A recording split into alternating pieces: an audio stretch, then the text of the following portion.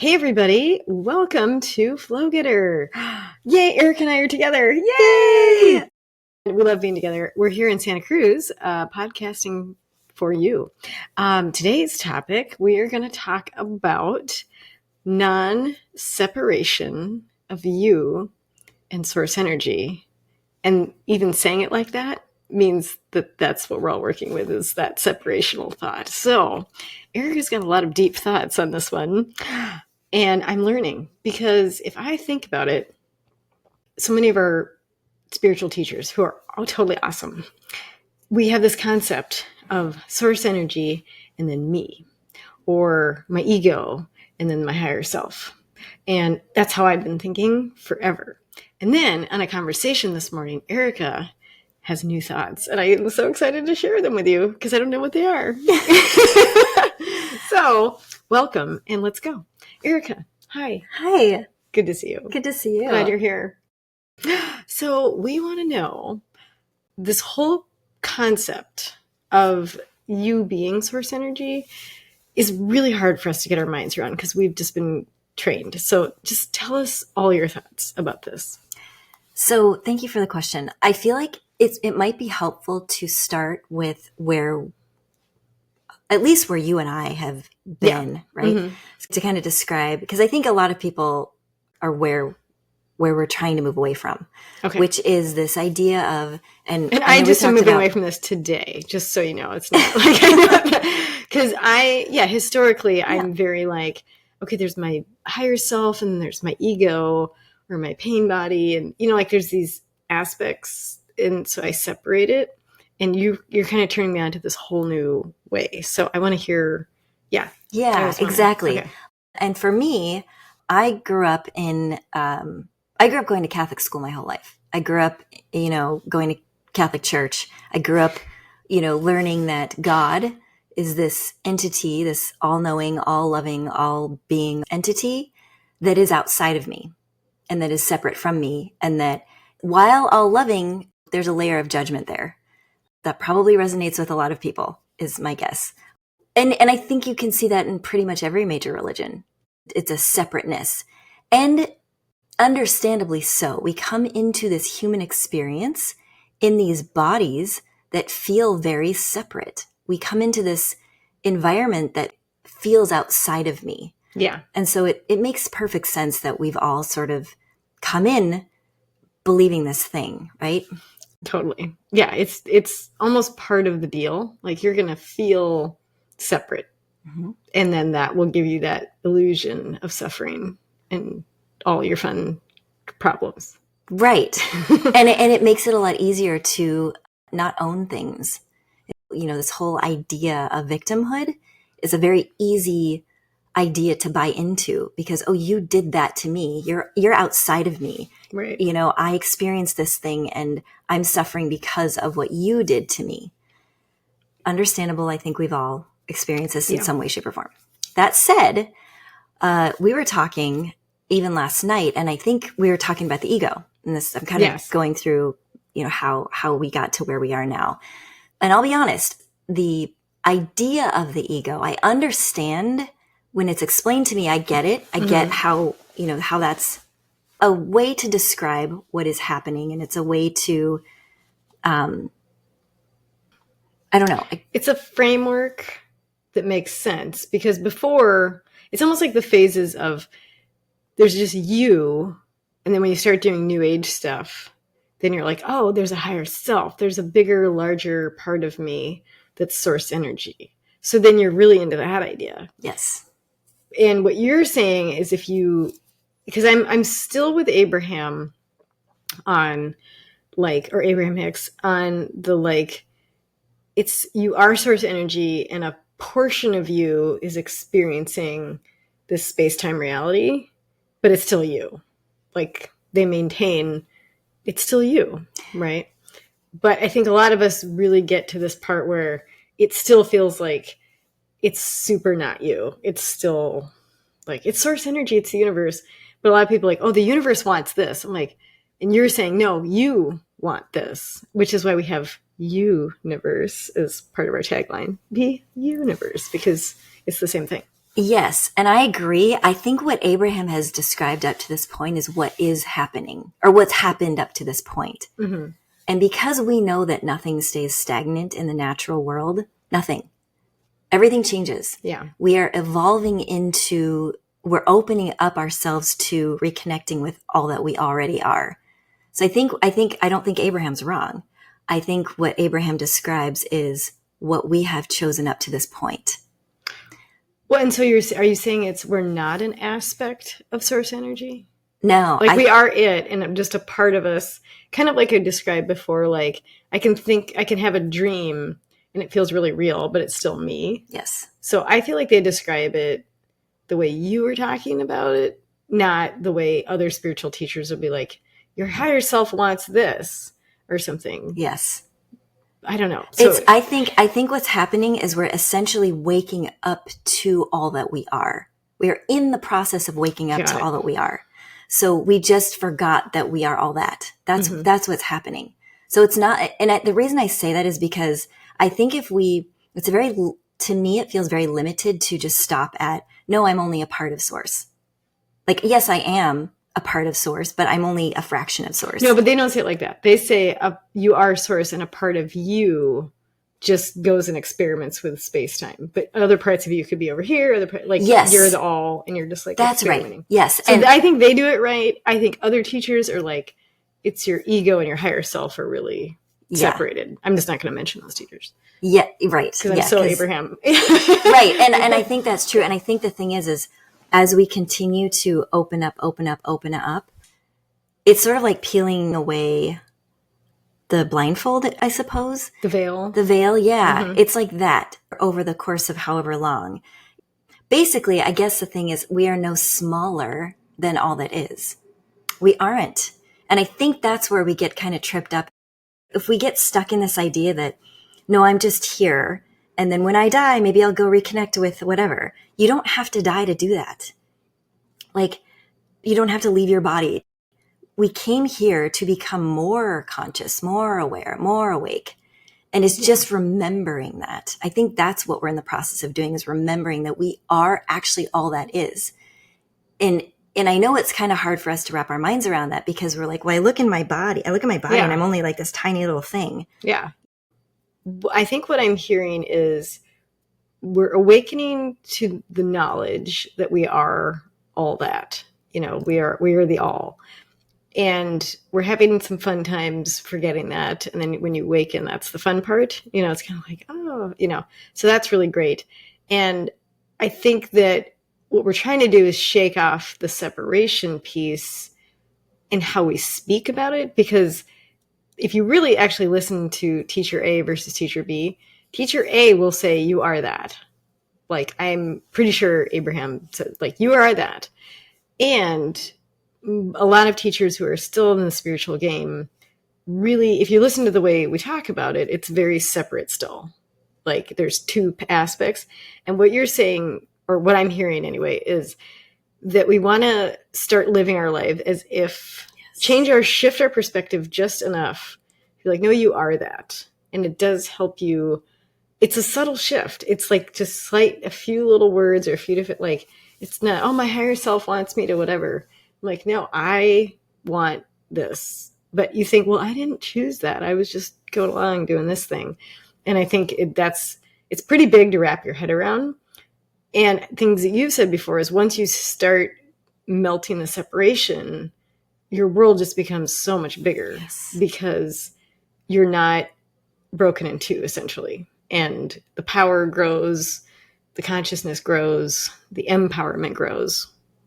And you become more aligned. Yes. Thank you for describing that. Perfect. Okay. Yeah. We're done. Bye. Yeah, because here's the thing. I think it feels easier, consciously or unconsciously, it feels easier to put the onus on something else outside of you. Then you don't have to do the work. Yes. When you... Let's just say yes. You know, it's like, oh, I don't know, pick a problem. And, you know, jumping into that victim mentality, that victimhood, feels a lot easier in the moment. It does. And I think it's not maybe even that people don't want to do the work, is that because this stuff is so intangible, they don't know what to do. And I think we're going to get into that in maybe another podcast on the healing and how to sort of switch that around. But I think what's important to note is that it's really intangible. These shifts are so nebulous. And so it's just like your thoughts just shift a little bit. But it's like, it's not like, okay, clean your bedroom. Okay, move these things over here and then you're done. And so because it's so intangible, I think people are like, they freak out because they don't know what to do more than anything. I think many people would be willing to do the work if it was really clear. And I think I'll say this, a lot of people are marketing, oh, our course will tell you what the work is. No, our course will tell you what it is.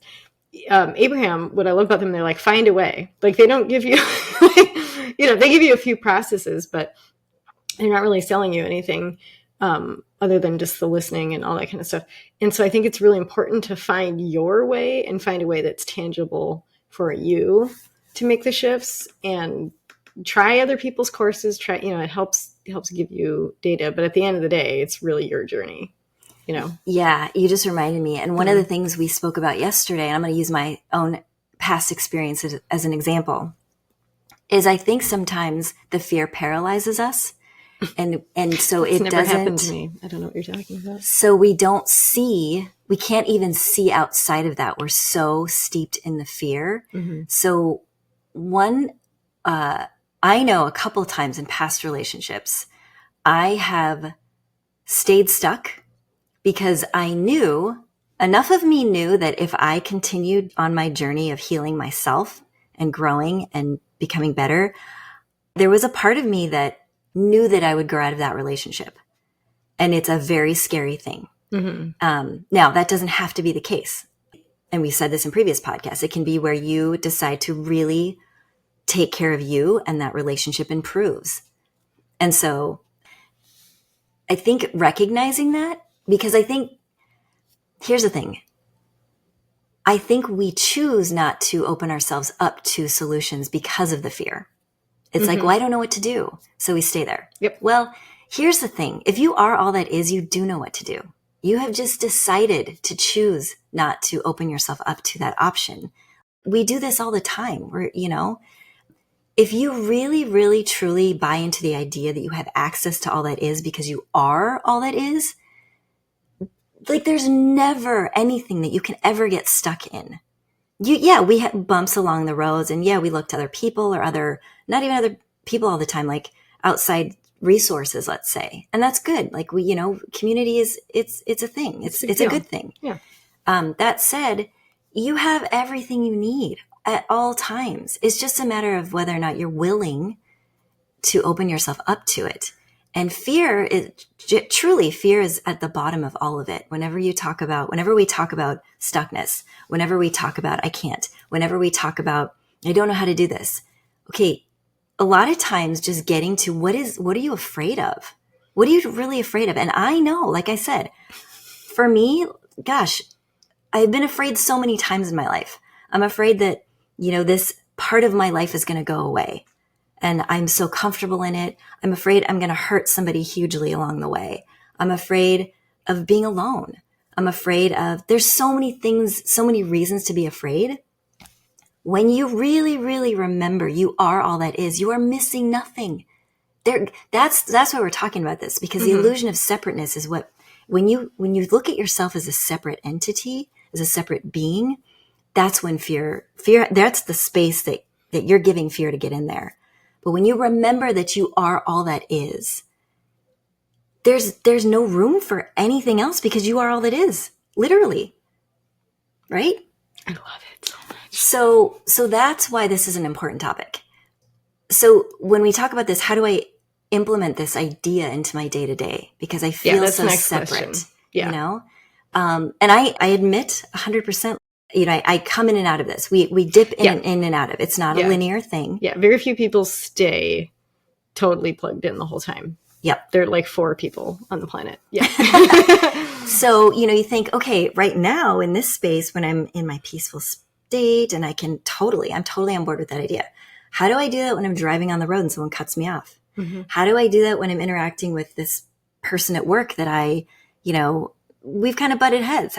How do I remember that I am you, you are me? Like, so these are opportunities. This is where you can, yes, have your quick feeling about anger or frustration or victim-y, whatever you need to do in that moment, because that's often where we go. But quickly get to the opportunity perspective, because it's always an opportunity. What's happening is because you are all that is, because everything is you, you're seeing yourself in a different light. That's what's going on here. So you get the opportunity to stop and look at that and be like, okay, why is this showing up? And only you know the answer to that. I could give you a billion examples. At the end of the day, it's up to you to really stop and become aware. I know for me, I'll give an example. I worked with a person years ago, the place where I met you. Yeah. I worked with a person that really was triggering for me. I remember this it well. This person's personality felt very disingenuous to me. You've met people in your life where they're your instant best friend, and it's just like, wait, something's wrong here. That's not, is it for me? And the level of disingenuity, if that's even a word, or fakeness, felt so like just palpable that I couldn't even be around that. Yeah. And what I realized later, I wasn't as aware at that time. What I realized later, what was happening was that's how I felt about myself. But in a different way. Yeah. My entire life, I've always been this. I now know that I've always felt a special connection with the universe, and we all have it. Yeah. But I feel like it's always been a little more conscious for me than I saw other people in the world, right? Mm-hmm. So, but I always kind of shoved that to the side because I was like, well, nobody else seems this way, or at least in my experience, it felt like. So I just pushed that part of me away, despite kind of knowing that was the biggest part of who I was. I looked outside of myself, and it's like, well, all these other things are celebrated in this world, like athleticism or, academic intelligence or, all these things that are very celebrated, which are awesome. And that's not to take away from those things at all. But I was always like, what's my thing? What's my gift? I don't know. But I kind of knew what it was. It was just that nobody else, this didn't seem like a thing that anybody wanted. So that to me was like, well, you're leading this, like, almost, you're pretending to be something that you're not. And you're shoving the real part of you so far to the side. And I did not like that about myself at all. None of these things were conscious thoughts. That's why this person at where we worked was so triggering for me, because that was such a huge part of me. Yeah. Now that we're doing this, I'm like, oh my God, I get it now. I get to be me. I get to be the full me here. And I'm starting more and more to integrate that into my day-to-day life and not worrying so much about what other people think, or if people look at me like I'm a weirdo. It doesn't matter, because I'm not even really getting that feedback, because I think it's because I'm getting more comfortable. Right. And so you would say that you're being more connected to all that you are has helped you become more of your personality, and then you're just living a fuller experience because you're more connected to, like, the allness. Well, I think no? Yeah. Because I don't look at it personality, that I look at it more like I'm just remembering more of who I am and being that. It's not a separate thing. It's not like, I don't look at personality. I just think that I'm no less my personality than I am any other part of myself. Like it's not this thing I get to play. Yeah, you have a more holistic view. I've noticed when we're talking about this, I'm very psychological, because I see people change their identities. Like, okay, now you're into this thing and now you're into that thing. I've done this, so I have this very, I don't know if it's Freud or Jung or whoever whoever started all this stuff. I notice that I have sometimes that lens where I see people very psychologically, like, I could probably do well if I went to school. I'd be like, okay, like, you have a, blah, blah, blah. And so when we're trying to, like, sort of evolve, elevate from that foundation. Because I think that, like everything's a stepping stone. Yeah, it's helpful to moreness. But it's sort of unhelpful. You know what it is? I think it's helpful in beginning stages of awareness. But there's a point where it's unhelpful. Yes. It's holding you back. It's holding and you that's back. Everything in life, isn't it? Right? Everything's helpful to a certain point, and at a certain point, too much or too long can be less helpful. In some cases, not, totally. It's like anything, like food. Yeah, have just enough veggies, but don't like eat veggies all day long because you might destroy your stomach. I don't know. It's like, something bad could happen. Yeah. Totally. Yeah. Okay. So then I guess the practical question is kind of back to what you were saying. You have your life, you react to the email, you react to something good, you react to everything, whether it's good or not so good. And you try and take a minute to recognize this is your opportunity. Because I can do it mentally. I think I can do it. Oh, I'm all. Mm-hmm. Or this is my opportunity to like be more elevated about this. And I think the thing I'm looking for that I don't typically feel is, okay, I meditate or whatever. And we talked about this morning, so I think I know what your answer is going to be, but for the audience, I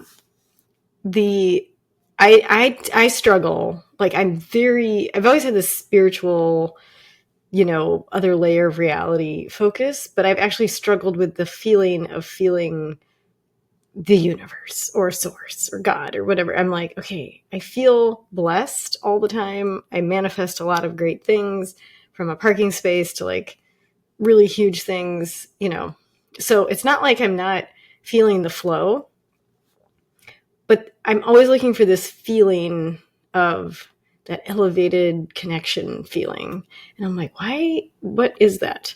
And I don't feel it. I'm meditating and I don't feel it. And so that's kind of what I wanted to talk about next was, many people are maybe in my position where they're really into the stuff, but the feeling piece isn't quite there, or they're not recognizing it. So what are your thoughts about that? Because I know that I wanted to kind of throw back to our last podcast where you were saying when you're doing healing work, you feel your connection to source, you feel the unconditional love in you and around you and all this stuff. I'm like, what? What are you talking about? Even though I'm sure I've had that experience, it doesn't feel right there. You know what I mean? Like, it's not like I haven't felt those feelings. So anybody that's like me on that level where we're really into this stuff, but we just want that deeper, unshakable connection, which leads to all these other good things like inner peace, confidence, self-esteem, all the stuff we're all looking for, right? How do we really find ourselves there more regularly? Yes. So I think one of the things I'll say is there is so much value, and I'm more and more, it's so funny because if you would have talked to me like 10 to 15 years ago, I would have been like speaking of psychology, this whole idea of, going back to your inner child and like revisiting, I would have maybe rolled my eyes a little bit at it just because, okay, whatever. I am so on board. I am so on board that it's like the thing that always jumps in my head first. Mm-hmm. I think the thing is when we, and maybe where we get stuck is like, oh, do I have to do it? It seems like this long, hard process and so much work and, and that's why we don't want to do that. And that's probably what was happening with me, like rolling my eyes. However, I think that a lot of times what's holding us back is we just haven't healed those open wounds. We've been carrying around these open wounds our entire lives. And if we've never spent an extended period of time in that unconditional loving space that is us, we don't even really know what it feels like. About 4 to 5 seconds total. Yeah. Per quarter. Right. You don't really know what that feels like. Who's really in that? Yeah. On the regular. Yeah. We're all just bopping around and yay, I liked that TV show and yay, I saw my friend. And there's like lots of goodness, but you're not in this deeper feeling place. Exactly. You haven't really made it a part of your life, like without integrated it, I guess, integrated this thing, which again, it's an and world. You are that. You never got away from it because you just are that. You wouldn't exist if you weren't, or if you, right? It's just that mentally we've pulled ourselves so far from it with this whole feeling of separation that we feel like, I'm unlovable, or love is out there, but it's not for me, or, we beat ourselves up for one little thing that, we look at everything as bad and I'm not worthy and all the things, For all those out there, I've checked all of those boxes. And part of the problem is this story, which is just a story, has been a story for so long that even like our words, if we stop and look at ourselves, this is where, and I will say this is where the separation could be useful up until you reach that point where you're ready for the integration part. Yeah. The separation part is useful for when you get into that mode of I suck and I'm not worthy and I'm unlovable. You can tap into the wholeness of you and know that it's the wholeness of you. And you can kind of care and nurture for that. That I call it like a child or a baby, because that's the one thing on this planet, in this life, in this existence, that requires like full on support, unconditional love. It cannot do it by itself. So to me, I just immediately minimize that thing to a baby. Okay. And what are you going to do if you walked by a crying baby in a basket on the street? Are you going to keep walking? Most of us won't. Most of us will go and we'll be like, oh my God. And we'll do what we can to like love and hug. And what are we going to do? We're going to figure out how to help this thing, right? That's how we should look at the pain. So I can see why a lot of us we stay in that sort of my ego, my separate, my inner child, my whatever it is, we separate from that. At least we know enough to know that is a part of us that isn't really who we are. So that's a good thing to know. When you get to that next level of that is so me, like, because that's where you can really start to really love it. Yeah. Because when you take it out of you, it's easy. Like that's what we do every day. It's compartmentalizing. It's compartmentalizing and it's not helpful. It's helpful when you are totally clueless, because I think you need to like sort of break it all apart and look at all just to get aware of yourself. So I think there's like that middle step. There is. From totally clueless to, oh my God, there's all these aspects of my personhood that I want to look at. But then if you stay there, that's when you have problems. Totally. Because then you're not reintegrating yourself. And that's a big deal. Yeah. Like that's a great metaphor, because you take it all apart. Well, you got to put it back together in the right way. Yeah. Instead of like, well, I took it all apart and most of this shit over here is broken. So let's just leave that out and try and put it back together again. Well, you can't. Yes. The machine has to be all the parts have to be put back together. You're like, but those parts are grody. And I do not want them in here because they're broken, they're damaged, there's something. And it's like, but this thing isn't going to work if you don't put it all back together. Best metaphor ever. Am I a good metaphor? Yes. Okay. So genius established. Okay.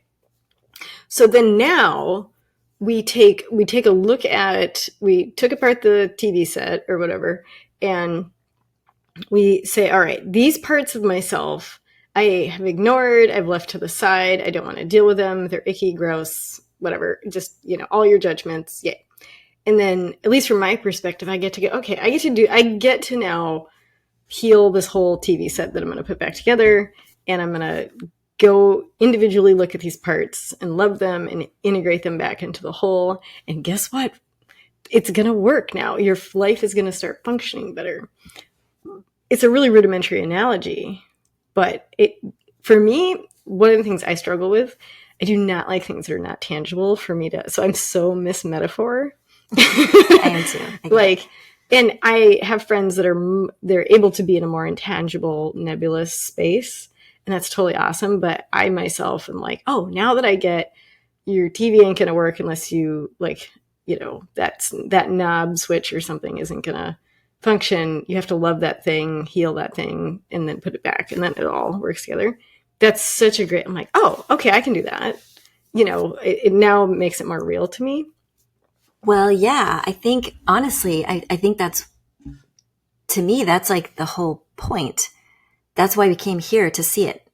Like, that is basically, we've talked about this before. The non-physical is no different than the physical. The whole reason we came here is to see better. So it does make sense that you're blowing my mind. Well, it does make sense that you're seeing the parallels in the physical world, because that's the whole point. That's how being physical. Yes, that's what it is. That's why science is so coveted. This idea of science, which to me, again, I know I've said this a billion times, but science is this world. It is the physical. So that's why we put so much stock in, this scientific discovery was made. Okay, cool. That's just all we're doing is proving to ourselves what we already know. That's it. That's why it manifested physically, because we already know it. We're just in this physical form, like, oh, okay. So anyway, that's a side note, but you're right. Like I'm the same way. I'm very logical. I think everything is very logical. When you start to think in those terms, you see so much more. That's what I'm saying. Like, everything's a mirror. So if you have an experience, whether or not, however you're feeling about it, it can be seen as an opportunity for you to see more, even if it's not like, we're kind of focused on like the unpleasant experiences, because that feels like, oh, why did this happen? So it doesn't have to happen again. You can even see that in the very pleasant experiences. You're like, oh, this happened. And you can always map it back to where you are spiritually, if you want to call it that. Psychologically, like, it's your beliefs, your programming, all the things. All the things, yes. And the reason this is so important is because, again, there's no separation. It's all together. It's all the same. It's all the same thing. It's just essentially what's happening is there are infinite ways to communicate. And we are being communicated to, we are communicating with all the time. And so the reason we have all these kinds of experiences and different experiences is because it's like, well, how am I going to see it best? I need this and this and this and this. And they seem very different, but because the universe is infinite and vast and amazing, and every possibility exists, and if you can imagine it, it exists. That's why we get to see so much variety. Yeah. Know that it's all you, though. It's all you communicating with you, helping you along this, like you're holding your own hand along this fun journey. And it's fun. I mean, I know, and I'm not making light of light of like the pain and suffering that happens. But when you can see this, you realize you have helped you to suffer more. Yeah, I think that's true. And I think it's a big pill to swallow, so to speak. And when you're ready for that, you can swallow it.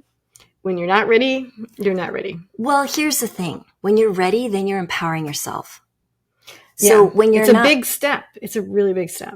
But if you want to think about it, I mean, we've seen so many movements in the physical world. We've seen the Black Lives Matter movement, the Me Too movement, LGBTQ, right. Yeah. Mm-hmm. Yeah. We've seen a lot of movements happen just in our lifetimes alone. If you look back in history, there have been a lot of movements, throughout history as well.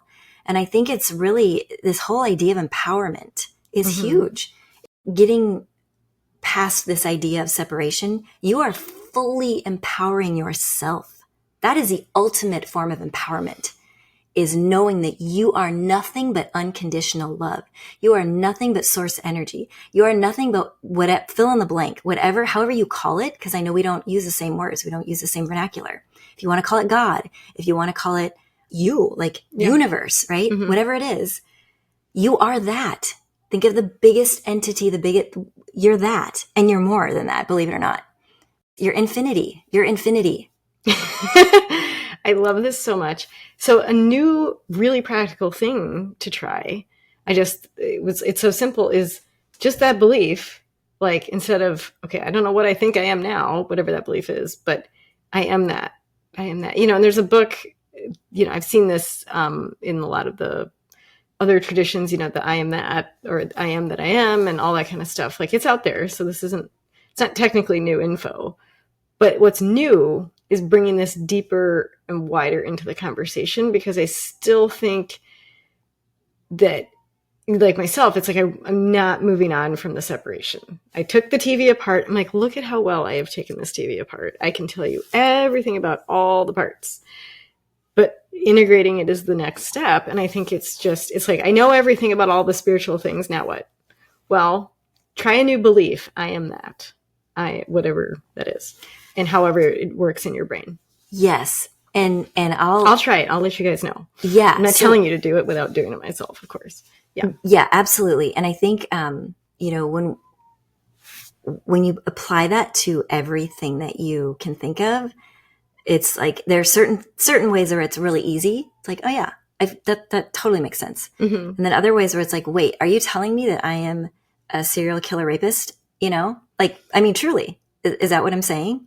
And here's the thing. Here's what I'm going to say.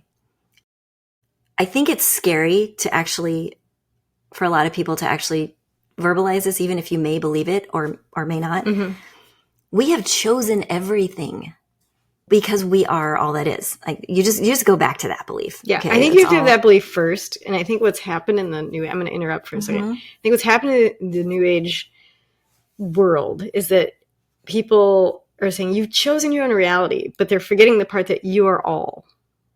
And so they're struggling with the second part, but it's like, but if you're all, then and you really can get into that, then the other part isn't so weird to you. But it's way too hard to get your brain around that, like, what do you mean I'm all this horrible stuff and I'm only the good stuff and da-da-da-da-da. Like, it doesn't make sense until you really accept the first part. And I think the reason is because that's where a lot of people get stuck, is in the pain part. Mm-hmm. It's like, oh, you're telling me that, this horrible, awful, whatever that caused all sorts of trauma. That's where as human beings, we so often get stuck there. So that's why I think it's such a strange thing to say, wait, I am that too. Mm-hmm. Here's the thing though. Everything is for us. Everything is for you. That's the other fundamental belief. If you don't believe it is for you, you got to start there.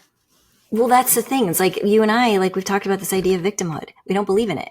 I feel like I'm getting more and more to a place where I'm almost practically allergic to victimhood, even though, sketchy. I mean, I say that kind of in jest. Cause I understand. I have compassion for, I'm human. And yes, I find myself. Well, your family was victimized by somebody's error, but not really.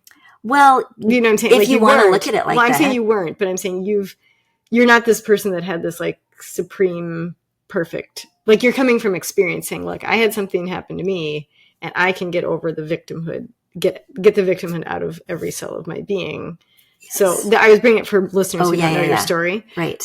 Because I think it's important to go, well, don't worry about it. And they're like, hey, you haven't been through stuff. It's like, oh, she's been through stuff. We all have. You're yeah. human. You don't manifest into humanity if you haven't. So to judge somebody else's life and experiences, you have no idea.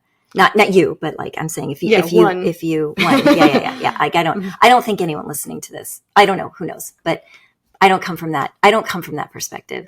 But yeah, like we all, I mean, even the little things on the road, right? I'm driving and like someone cuts me off and that is victimhood. Yeah. You did this to me. You know, you bad driver. Right. Yeah. And the truth is like, I choose everything. I choose every experience. And I think the more we can get used to that idea, the more you can see how connected you are to everyone and everything. And the more you can buy into this, that happened for me.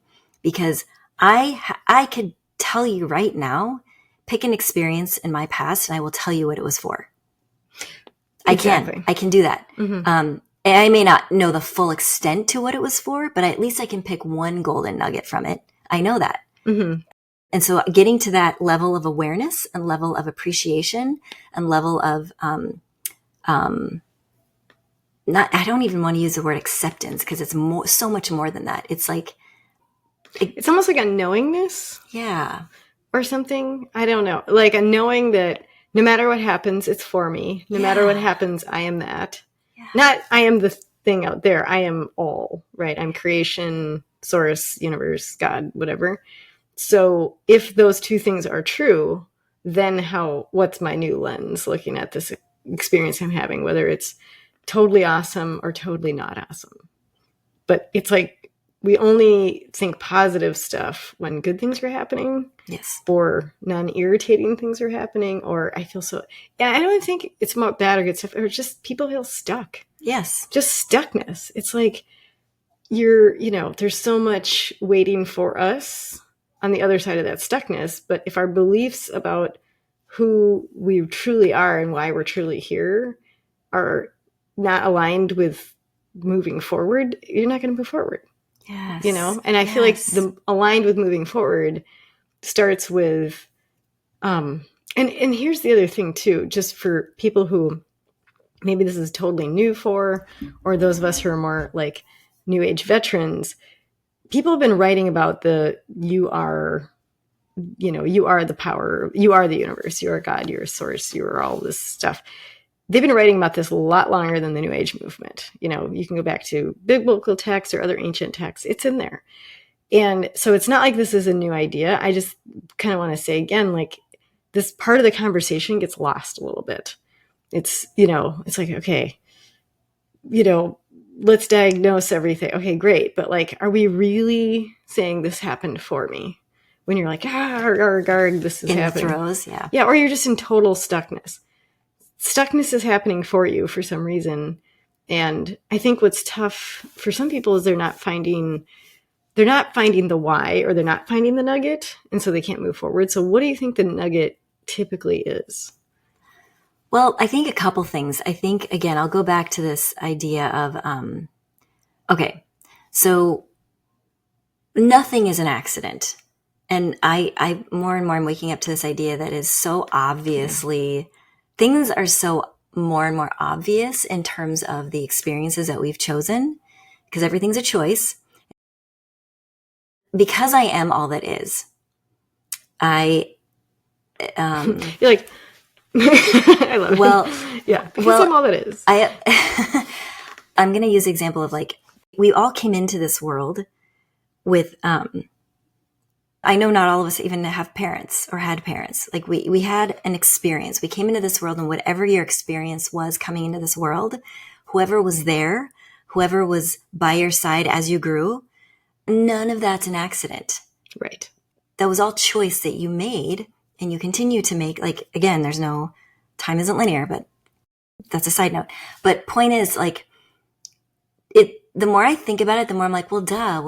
As I look back on my life, I'm like, of course I chose these sets of parents, and, these particular brothers, and this geographic place that I grew up in, and these sets of friends, and, this time of existence to come into this. Like, I chose all these things, and it makes more and more sense. Sometimes it is hard to see the nugget if you're in it. When you're in it, it's kind of hard to pull yourself away. Yeah, I think that's tricky. But if you can look back at any experience, look back at a relationship that ended. And oftentimes, oh, sorry. Oh, sorry. I get so excited. I know. Shake the mouse. I can look back at relationships that I had with, romantic or otherwise, friendships, even familial, that I've grown apart from people. And I feel like when I look back, hindsight is always 20/20. But if you can do that with any experience, if you're in the middle of a thing right now, it's kind of hard to see it. Yeah. But go back, you can see that, oh, that's why that relationship ended. Or, wow, I learned so much from that person, and I was able to take that into the next relationship, and this next relationship was even better. Or, wow, I moved to this place geographically, and, I was, whatever happened there, and then I picked myself up and I moved, and I learned so much, and I met so many cool people, and whatever it is. Like, we all have experiences that we can look back on and pick apart the whys. So if you're not seeing it in the moment, well, it's because probably you're still healing from it. It's like you have a skinned knee, and it's really hard to focus, or like really any physical thing, right? The pain is so strong that you can't really see other things, right? It's just, it's there. It's a physical pain, and it hurts, and all you can do is be there and just, it's like you're in survival mode in that moment. Yeah. So that the same thing with trauma. If you're in it still and you haven't healed from it, it is hard to see the golden nugget. but you've lived so much life already. You've had enough nuggets. You've had enough experiences to be able to pull the nuggets, right? Yeah. And if you haven't, my assumption is, I don't even think I know a person who hasn't had at least one experience that they've been like, yeah, I'm kind of glad that happened.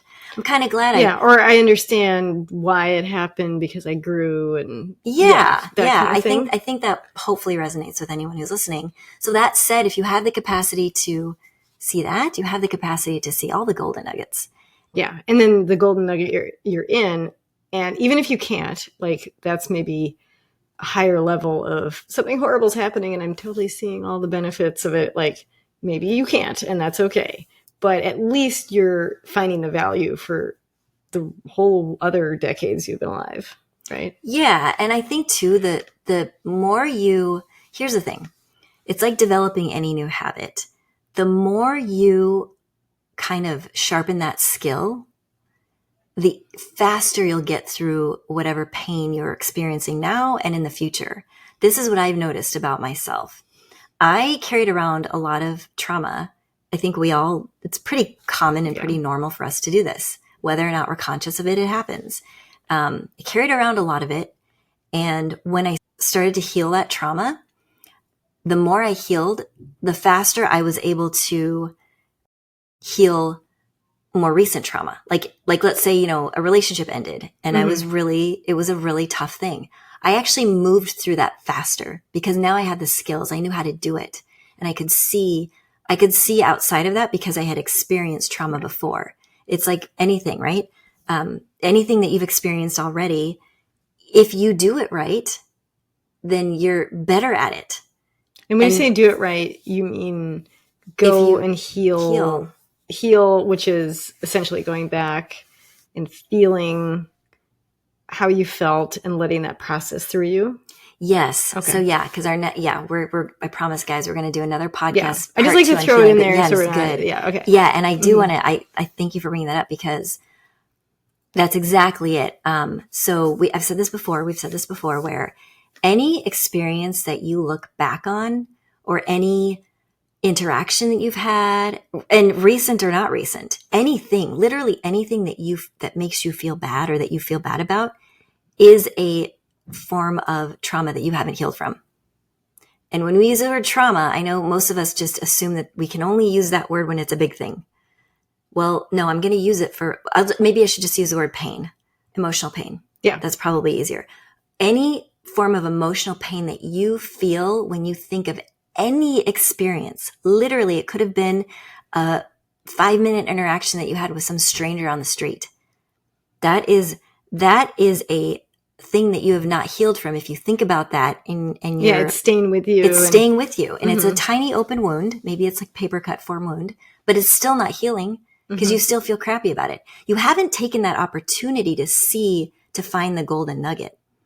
So what I'm saying is the more you practice that, the less emotional pain you'll experience, the fewer 5-minute horrible interactions you'll have with the person. You know what I mean? Well, you'll stop manifesting it. That's what I'm saying. Like you'll stop having that. You'll stop having experiences that bring that, right? So there's so many, I mean, I really think that that's the whole point of humanity. The whole point of humanity is to experience and grow and learn and evolve from those experiences. That's why we manifested it in this seemingly separate experience because we decided for whatever reason that it's easier to see ourselves outside of ourselves. Yeah, it's more. I think we think in terms of like a spiritual existence. The field is so non-material, which is awesome. But something so material like this dimension where it feels really real, and it is real, it's going to have more oomph to it. It's going to have more clarity, more something to add back to the collective body of experience and knowledge and growth. And because I was recently reading this book, I won't talk about it yet, but it's this whole idea that if it is a supercomputer, it's computing and it's figuring stuff out with us. It's not, it doesn't know. We're all together figuring it out. And again, I'm talking in a separate way. I will work on this, Erica. But, like the universe is experiencing everything new and fresh, just like we are, because we are that. Yep. That's right. The parallel is undeniable once you start to see it. Here's another parallel. Like, we just had an election, and I've noticed a trend with each, at least presidential election. It feels more and more and more polarizing. Mm-hmm. And I think, to me, that's a sign that the universe is expanding. It's pushing itself out more and more and more, because that's what happened. That's what we're growing. It's a growth opportunity, and it's a collective thing, which is no different than the individual thing.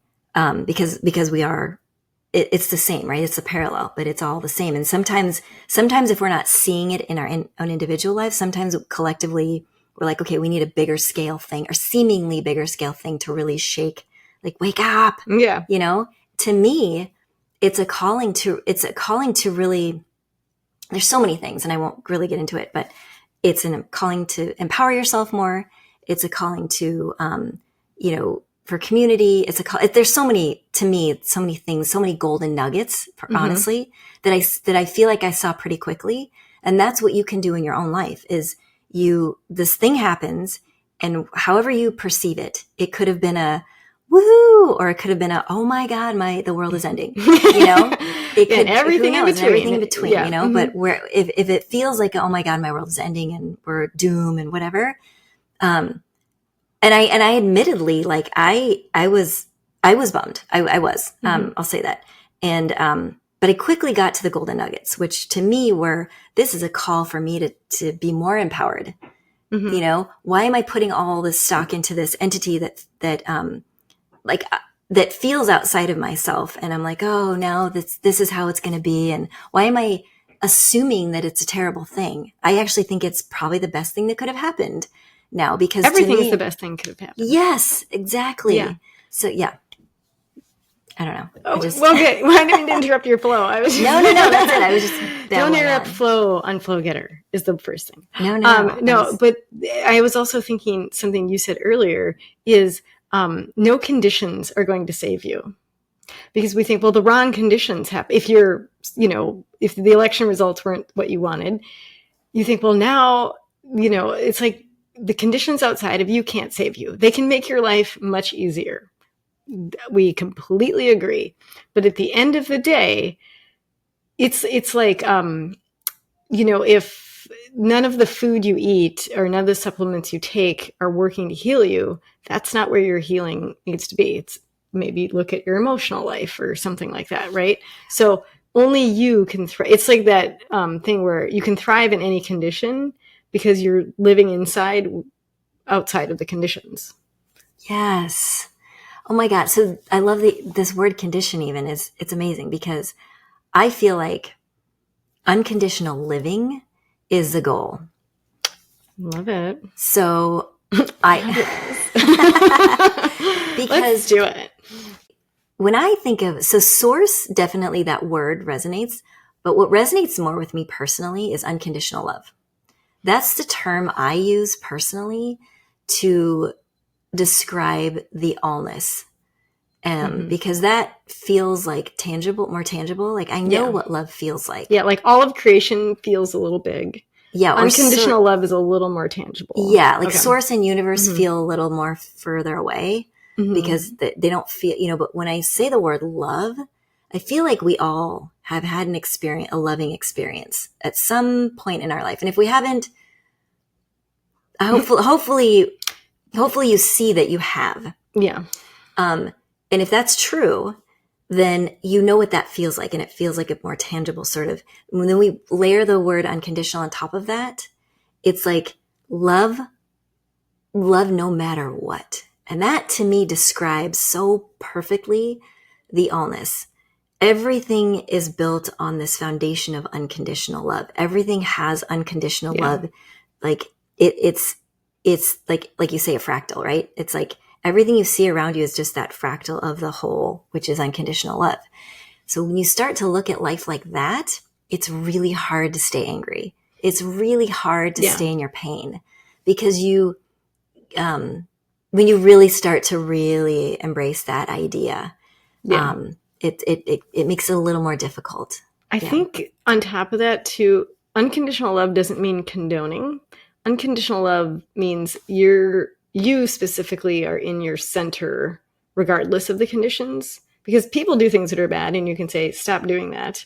And then they stop doing it. And that's why now Black people have the vote, because we're like, that's not right. So you definitely have to you can definitely contribute to good growth on the outside. That's not the point. The point is unconditional love as another name for source energy, or another name for your personal alignment, helps you go, I need to be right with myself despite the conditions, because the conditions are not in your control ever. Memo. Well, here's the thing. I just read something recently, and it totally. I've always thought this, and not always, but like my more recent years, I've really truly believed this to the core. Where if you just focus on living the truth, then you don't have to even worry about you don't have to worry about what other people are doing. I read a thing where kids learn the best through example. You can tell them what to do all you want. You can say, you shouldn't do this and you should do that. They don't really hear that. What they do is they're looking at you. They're watching how you conduct your life. And so when you know that, this is true in all aspects of life. So yes, I don't think, you walk by someone who's harming someone else. Yeah, you probably want to intervene. It's probably an instinct, and that's a good thing. That's definitely a good thing, to help out. But I think there's definitely a fine line. Like, I think I've seen this a lot where, and I've done this myself. I 100% have done this myself. Where you're not living the truth. Like, you know the truth, and you want to tell other people how to do it right. Oh, yeah. Mm-hmm. But if you haven't done that yourself, it's not only is it not beneficial, but now you're a walking hypocrite, Yes. So it's kind of like the bigger focus really should be living that example. And I think of all the spiritual gurus and guides and teachers that I respect the most, they don't go out there and try to proactively change the world. They live the truth and they walk around. Yeah. Gandhi, Jesus, Eckhart Tolle, these are people who I look at and I'm like, they're walking around just being unconditional love, peace, joy. Like, they're just being that thing that we all want to be. And that to me is where, if you want to put your energy anywhere, put it there. Yeah. Put it still back onto how are you energetically emitting? Yes. Because your words can be words. Your acts can be acts, but it really comes down to what's really inside your heart. Yes. Yeah. Exactly. Yeah. And 100%. We're all working on it. Believe me. Yeah, for sure. We have, we want to hear your advice too. And this is our advice. And we love, giving the Flow Getter audience more deep thoughts to think about, because it helps you clarify where you're at, and you'll align with these words, and that'll be awesome. And if not, we want to hear your thoughts too, but we're hoping that you are in alignment with awesomeness. So here's another question. Now that we've identified, so I'm going to do homework, right? Because this is like a new thing for me. So my homework is to see if I can think about where I can shift my believing of where I feel separation versus I am unconditional love. Not that I have to be loving everything, because I want to make that clear. It's the unconditional love coming through me. It doesn't have to come out, because sometimes you're just like, I just don't have the bandwidth to love that right now. But how I feel about me, right? Am I getting that first step right? I feel like I'm off a little bit. Yeah.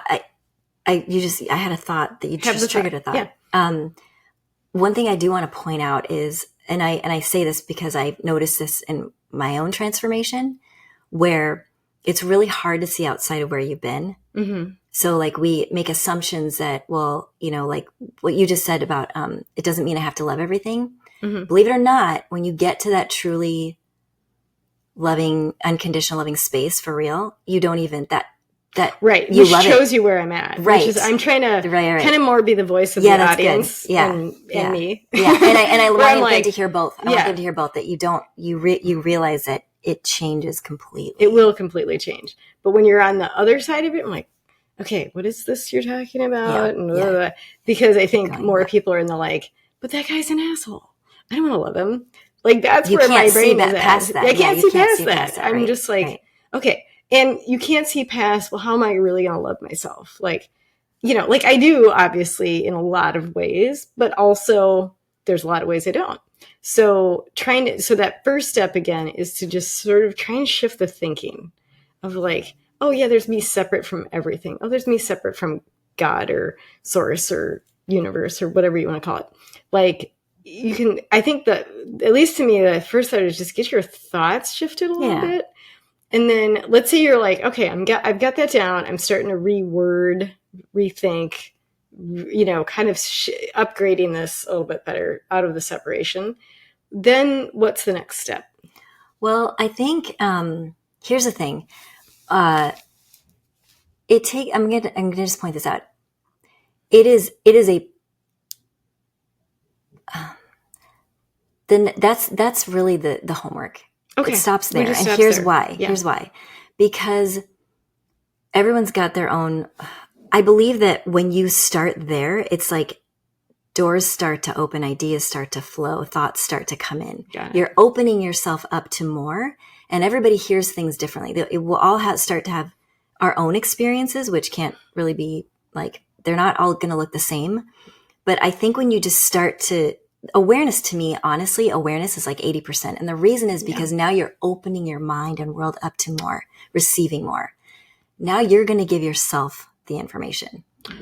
Does that make sense? Yeah, you'll start experiencing you'll start more to of see that connection, the lack of separation or the oneness. Yeah, you can't see outside of it yet. You can't see outside of it? Yeah. So I'm like, what the hell are you talking about? Yeah, but like when you get past that, this has been my experience.